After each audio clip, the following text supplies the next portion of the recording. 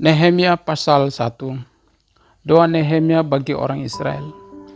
Riwayat Nehemia bin Hakaliah pada bulan Kisleu tahun ke-20. Ketika aku ada di Puri Susan, datanglah Hanani salah seorang dari saudara-saudaraku dengan beberapa orang dari Yehuda. Aku menayangkan mereka tentang orang-orang Yahudi yang terluput, yang terhindar dari penawanan, dan tentang Yerusalem. Kata mereka kepadaku, orang-orang yang masih tinggal di daerah sana, yang terhindar dari penawanan, ada dalam kesukaran besar dan dalam keadaan tercela. Tembok Yerusalem telah terbongkar dan pintu-pintu gerbangnya telah terbakar. Ketika ku dengar berita ini, duduklah aku menangis dan berkabung selama berapa hari. Aku berpuasa dan berdoa ke hadirat Allah semesta langit. Kataku, ya Tuhan Allah semesta langit, Allah yang maha besar dan dahsyat, yang berpegang pada perjanjian dan kasih setianya terhadap orang yang kasih kepadanya dan tetap mengikuti perintah-perintahnya. Biarlah telingamu dan bukalah matamu dan dengarkanlah doa hambamu yang sekarang kupanjatkan ke hadiratmu siang dan malam bagi orang Israel. Hamba-hambamu itu dengan mengaku segala dosa yang kami orang Israel telah lakukan terhadapmu. Juga aku dan kaum keluargaku telah berbuat dosa. Kami telah sangat bersalah terhadapmu dan tidak mengikuti perintah-perintah, ketetapan dan peraturan-peraturan yang telah kau perintahkan kepada Musa, hambamu itu. Ingatlah aku firman yang kupesan kepada Musa hambamu itu, yakni bila kamu berubah setia, kamu akan kucarai beraikan di antara bangsa-bangsa. Tetapi bila kamu berbalik kepadaku dan tetap mengikuti perintah-perintahku serta melakukannya, maka sekalipun orang-orang buanganmu ada di ujung langit, akan kukumpulkan mereka kembali dan kubawa ke tempat yang telah kupilih untuk membuat namaku diam di sana. Bukankah mereka ini hamba-hambamu dan umatmu yang telah kau bebaskan dengan kekuatanmu yang besar dan dengan tanganmu yang kuat, ya Tuhan?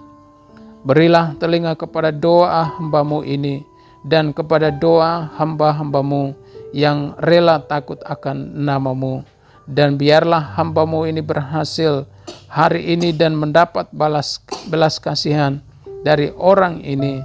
Ketika itu aku ini juru minum raja. Nehemia pasal 2. Nehemia diutus ke Yerusalem pada bulan Nisan tahun ke-20 pemerintahan Raja Artasta. Ketika menjadi tugasku untuk menyediakan anggur, aku mengangkat anggur dan menyimpannya kepada raja, karena aku kelihatan sedih yang memang belum pernah terjadi di hadapan raja. Bertanyalah ia kepadaku, mengapa mukamu muram walaupun engkau tidak sakit? Engkau tentu sedih hati. Lalu aku menjadi sangat takut. Jawabku kepada raja, hiduplah raja untuk selamanya.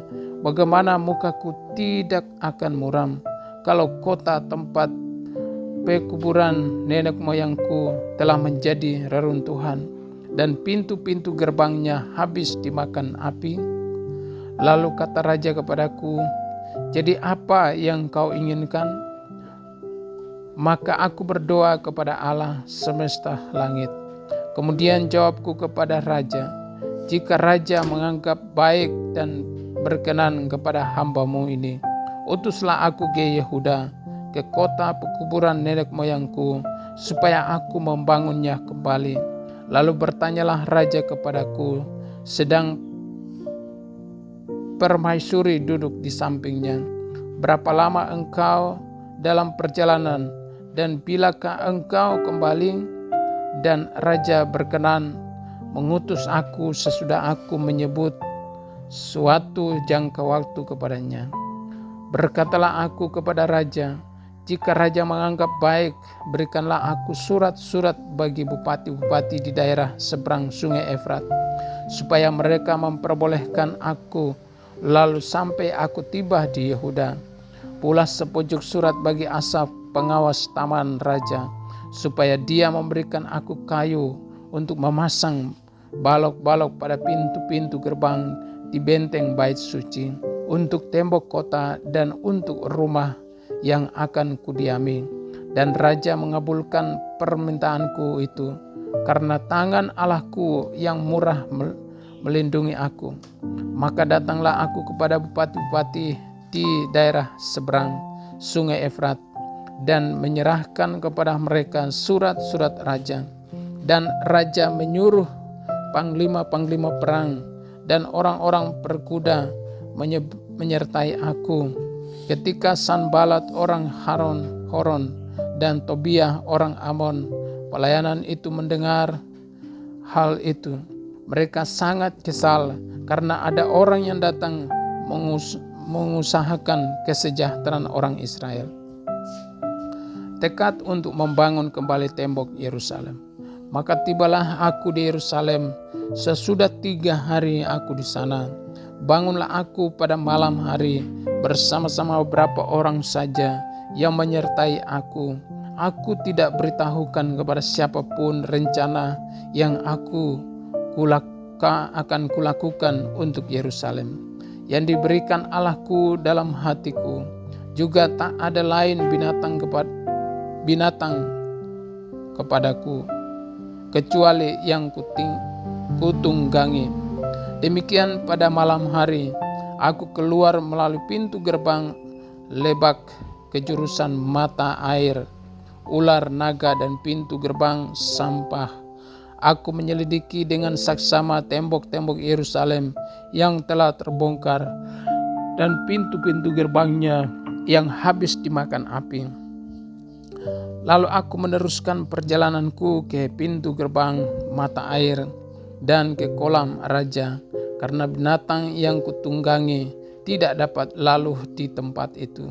Aku naik ke atas melalui wadih pada malam hari dan menyelidiki dengan saksama tembok itu. Kemudian aku kembali lalu masuk melalui pintu gerbang Lebak. Demikianlah aku pulang. Para penguasa tidak tahu kemana aku telah pergi dan apa yang telah kulakukan, karena sampai kini aku belum memberitahukan apa-apa kepada orang Yahudi, baik kepada para imam maupun kepada para pemuka, kepada para penguasa dan para petugas lainnya. Berkatalah aku kepada mereka, kamu lihat kemalangan yang kita alami, yakni Yerusalem telah menjadi reruntuhan dan pintu-pintu gerbangnya telah terbakar. Mari kita bangun kembali tembok Yerusalem supaya kita tidak lagi dicela. Ketika kuberitahukan kepada mereka betapa murahnya tangan Allahku yang melindungi aku dan juga apa yang dikatakan raja kepadaku, berkatalah mereka, kami siap untuk membangun. Dan dengan sekuat tenaga mereka mulai melakukan pekerjaan yang baik itu.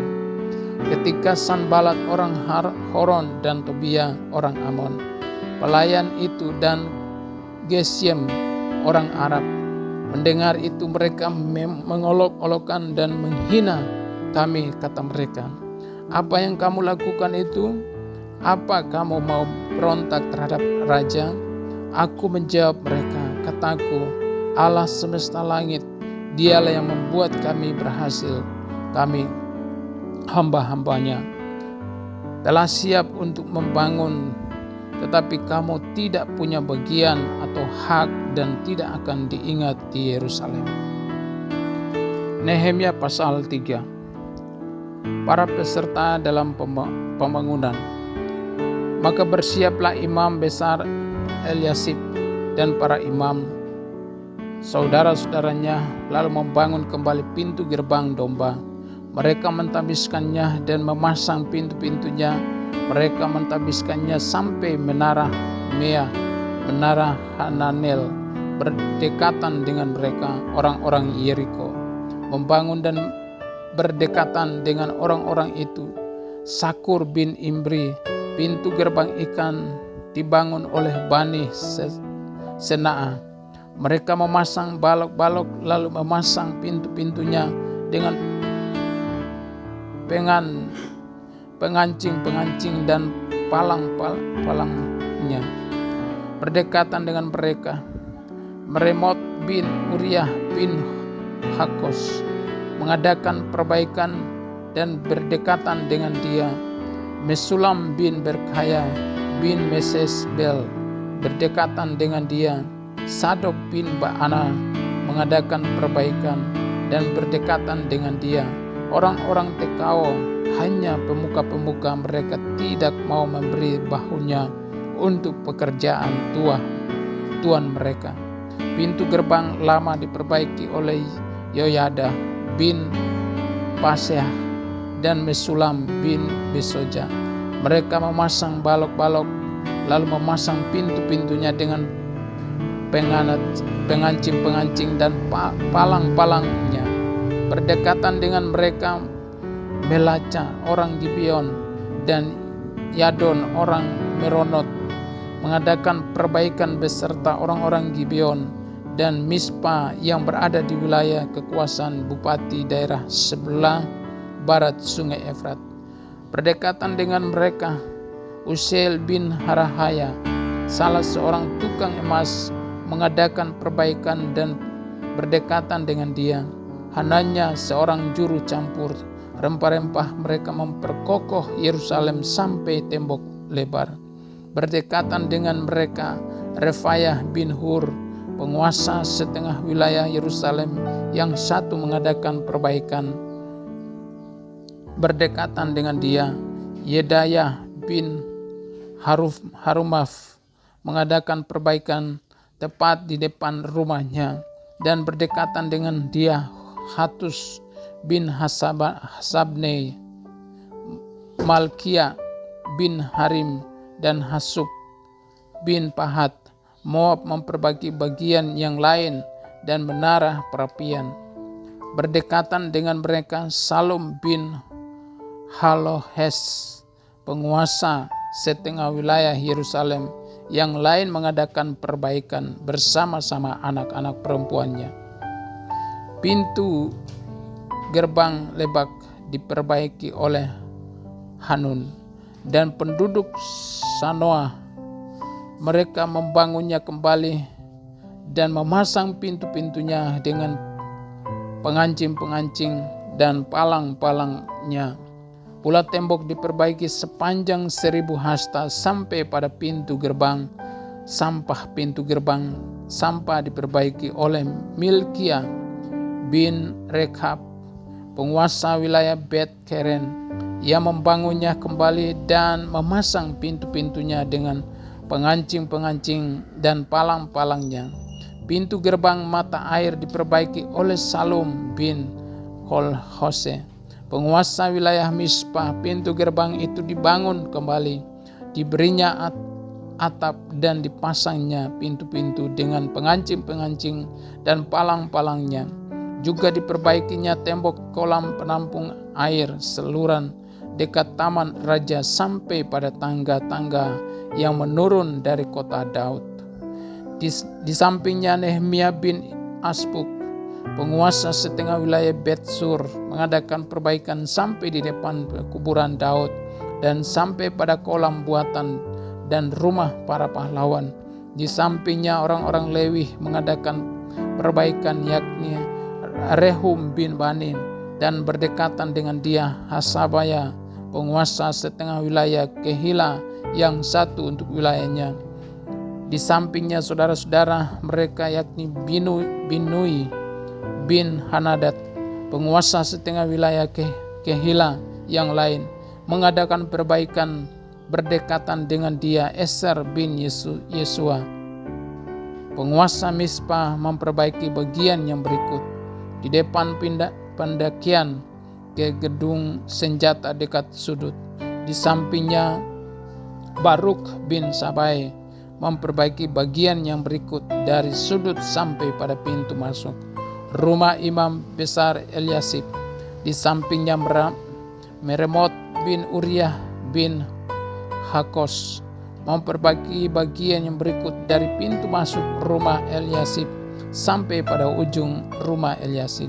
Di sampingnya para imam orang-orang dari lembah Yordan mengadakan perbaikan. Di samping mereka Benyamin dan Hasuk mengadakan perbaikan di depan rumah mereka.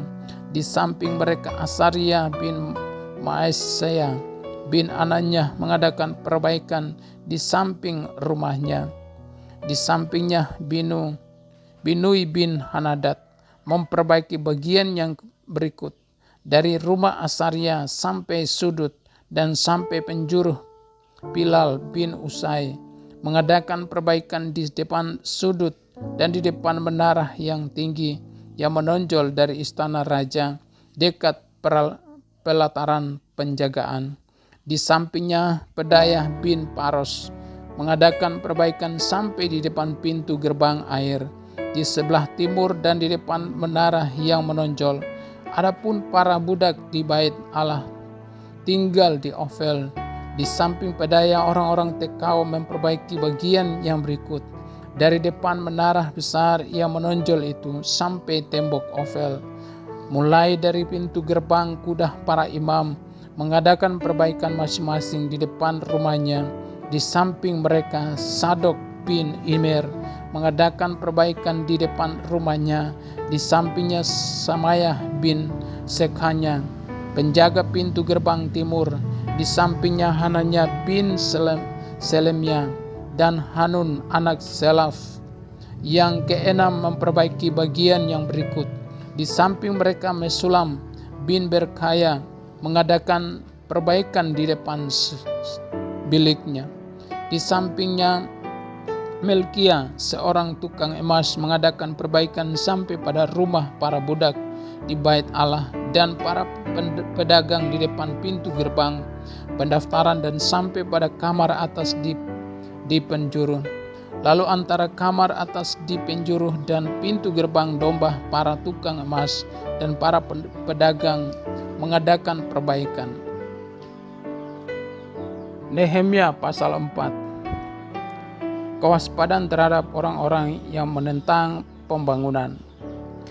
Ketika Sanbalat mendengar bahwa kami sedang membangun kembali tembok, bangkitlah amarahnya dan ia sangat sakit hati.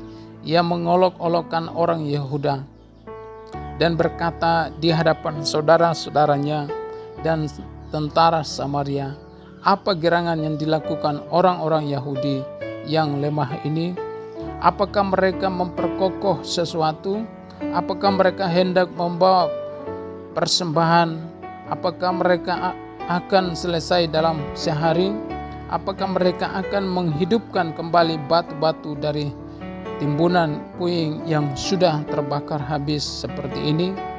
Lalu berkatalah Tobia orang Amon itu yang ada di dekatnya, sekalipun mereka membangun kembali, kalau seekor anjing hutan meloncat dan menyentuhnya, robohlah tembok batu mereka.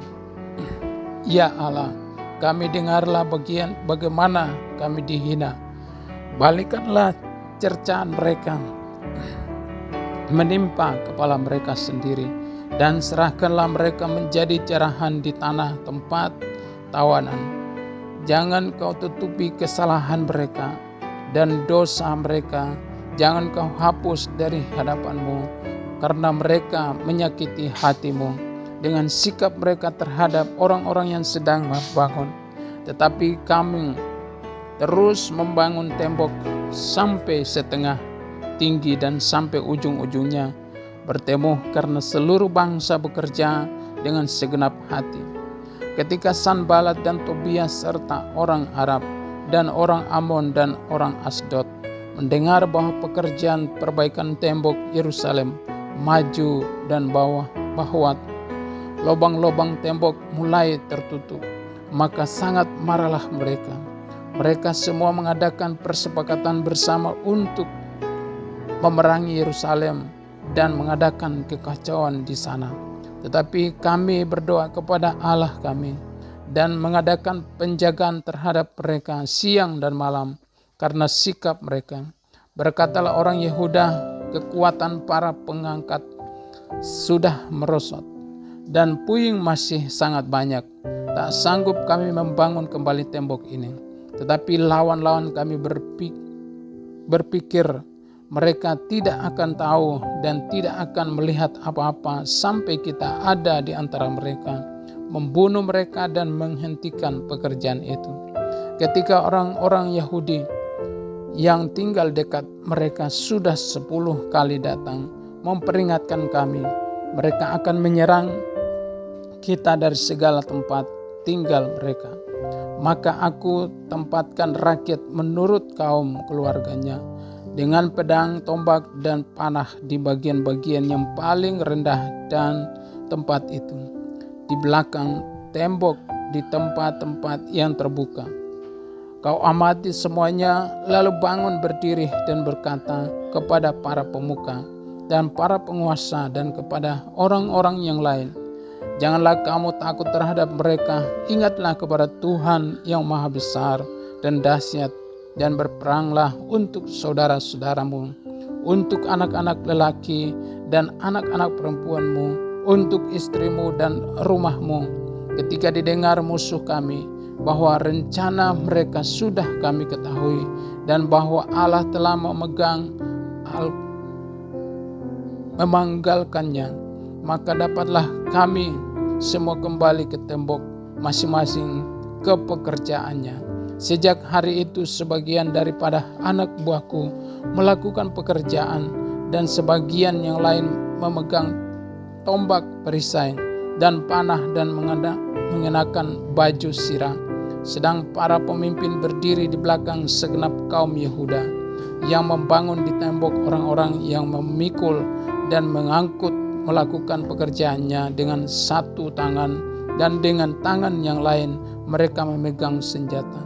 Setiap orang yang membangun bekerja dengan berikatkan pedang pada pinggangnya, dan di sampingku berdiri peniup sangkakala.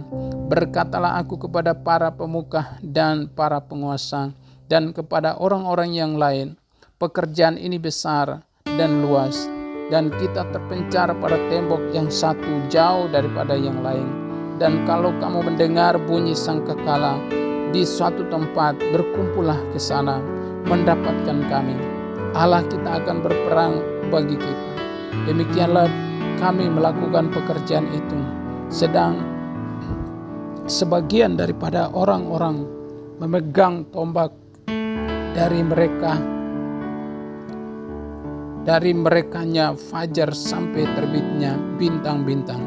Pada waktu itu juga aku berikan perintah kepada rakyat, setiap orang dengan anak buahnya harus bermalam di Yerusalem, supaya mereka mengadakan penjagaan bagi kami pada malam hari dan melakukan pekerjaan pada siang hari. Demikianlah aku sendiri, saudara-saudaraku, anak buahku, dan para penjaga yang mengikuti aku. Kami semua tidak sempat menanggalkan pakaian kami, setiap orang memegang senjata dengan tangan kanannya. Nehemia pasal 5. Nehemia memperhatikan keluhan-keluhan sesama orang Yahudi.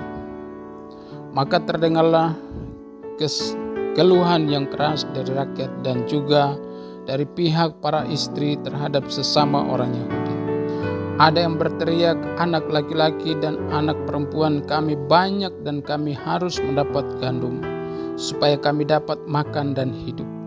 Dan ada yang berteriak, ladang dan kebun anggur dan rumah kami gadaikan untuk mendapat gandum pada waktu kelaparan.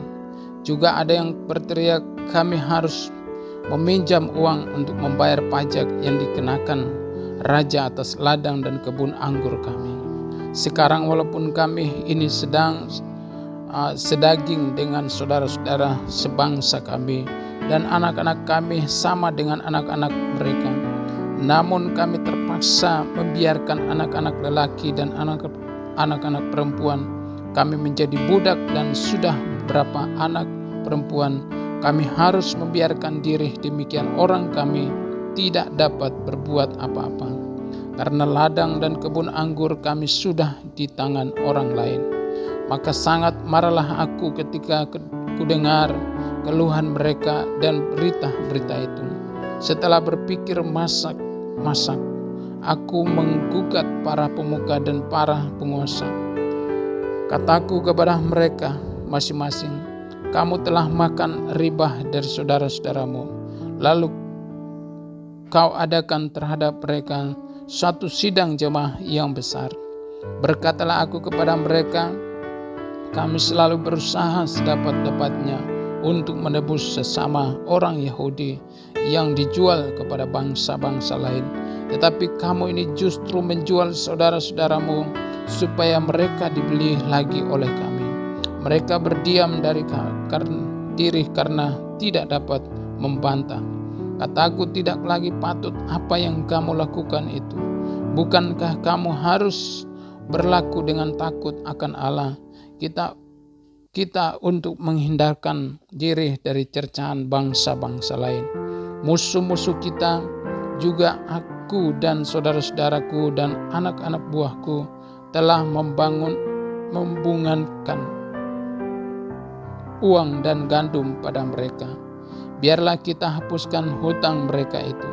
Biarlah kamu kembalikan kepada mereka hari ini juga ladang mereka, kebun anggur, kebun zaitun, dan rumah mereka. Pula hapuskanlah hutang mereka, yakni uang serta gandum, anggur dan minyak yang kamu tagih daripada mereka. Berkatalah mereka, itu akan kami kembalikan, dan kami tidak akan menuntut apa-apa dari mereka. Kami akan lakukan tepat seperti yang engkau perintahkan. Lalu aku memanggil para imam dan menyuruh mereka bersumpah bahwa mereka akan menepati janji mereka. Juga ku kebas lipatan bajuku sampai berkata, demikianlah, setiap orang yang tidak menepati janji ini akan kebas Allah dari rumahnya dan hasil jerih payahnya.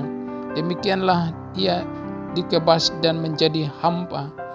Dan seluruh jemaah berkata, amin. Lalu memuji-muji Tuhan, maka rakyat berbuat sesuai dengan janji itu.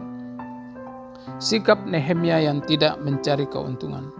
Pula sejak aku diangkat sebagai bupati di tanah Yehuda, yakni dari tahun ke-20 sampai tahun 32 pemerintahan Artasta, jadi 12 tahun lamanya, aku dan saudara-saudaraku tidak pernah mengambil pembagian yang menjadi hak bupati. Tetapi para bupati yang sebelumnya, yang mendahului aku, sangat memberatkan beban rakyat. Bupati-bupati itu mengambil dari mereka 40 sikal perak sehari untuk bahan makanan dan anggur, bahkan anak buah mereka merajalela atas rakyat. Tetapi aku tidak berbuat demikian karena takut akan Allah. Aku pun memulai pekerjaan tembok itu, walaupun aku tidak memperoleh ladang, dan semua anak buahku dikumpulkan di sana khusus untuk pekerjaan itu. Duduk pada mejaku orang-orang Yahudi dan para penguasa 150 orang, selain mereka yang datang kepada kami dari bangsa-bangsa sekeliling kami. Yang disediakan sehari atas tanggunganku ialah seekor lembu, 6 ekor kambing domba yang terpilih dari beberapa ekor unggas, dan bermacam-macam anggur dengan berlimpah-limpah setiap 10 hari. Namun dengan semuanya itu, aku tidak menuntut pembagian yang menjadi hak bupati, karena pekerjaan itu sangat menekan rakyat. Ya Allahku, demi kesejahteraanku, ingatlah segala yang kubuat untuk bangsa ini. Amin.